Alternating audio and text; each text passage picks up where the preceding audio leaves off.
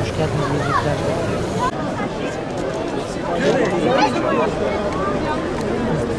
Çocuklar, bu tarafa gelin bakalım. Gel bakalım. Gel. Ben giremiyorum. Devam etmektedir. Müdürüm.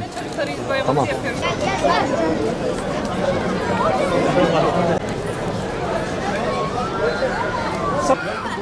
O gece milleti koruması gereken tanklar ve silahlar milletin üzerine çevrilmiş. O gece sınırların ötesinden gelen bir emre boyun eğenlerin hainliklerini ilan ettikleri bir gece. 252 canın vatan ve bayrak aşkı ile toprağa düştüğü gece. 15 Temmuz İhanet Gecesi. Bismillahirrahmanirrahim.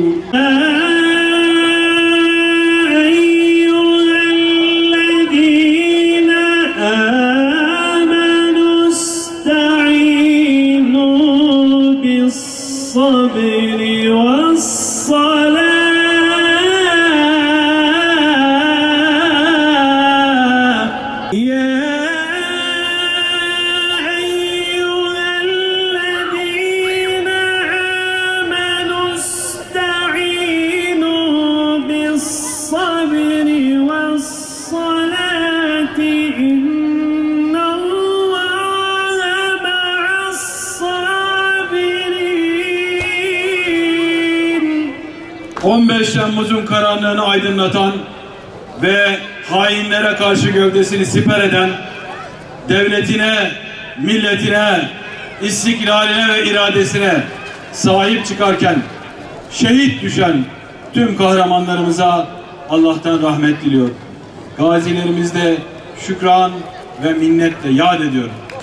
Aziz milletimiz bundan tam 9 yıl önce tarih boyunca defalarca maruz kaldığı ihanetlerin en sonuncusunu ve en aşağılık olanına tanık olmuştur.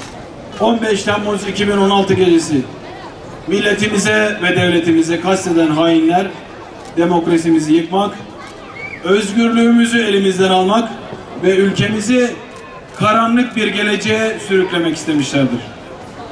Bu karanlık gecede Cumhurbaşkanımız Sayın Recep Tayyip Erdoğan'ın çağrısıyla aziz milletimiz sel olup meydanlara akmış, tıpkı ülkemizin dört bir yanında olduğu gibi ilimizde de halkımız büyük bir cesaretle, kararlılıkla darbecilere geçit vermemiştir. Milletimizin iman dolu göğsü karşısında bu alçak ihanet girişimi kısa sürede bastırılmış, karanlık odaklarca yönlendirilen hainler hezimete uğratılmıştır. Necip milletimiz sergilediği şanlı duruşla tarihe altın harflerle kazanan eşsiz bir demokrasi destanı yazmıştır. Dolayısıyla 15 Temmuz vatan sevgisi ve bağımsızlıkla kaynaşmış, imanı için yaşayan bu şanlı millete vurulmak istenen esaret kelepçesinin bir kez daha paramparça edildiği bir tarihtir. Şehitler ölmez, ölmez, şehitler ölmez, ölmez, ölür demeyin ama, ölür demeyin ama.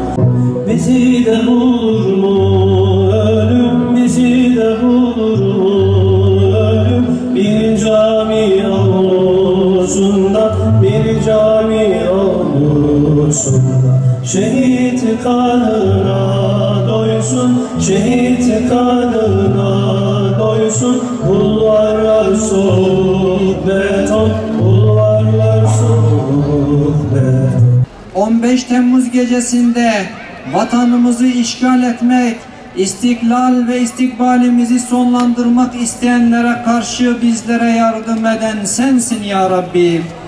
Vatanını canından aziz bilen, her türlü hayasızca akına dur diyen milletimize nusretinle yardım eyle Allah'ım. Ayaklarımızı sırat-ı müstakiminde sabit kıl Allah'ım.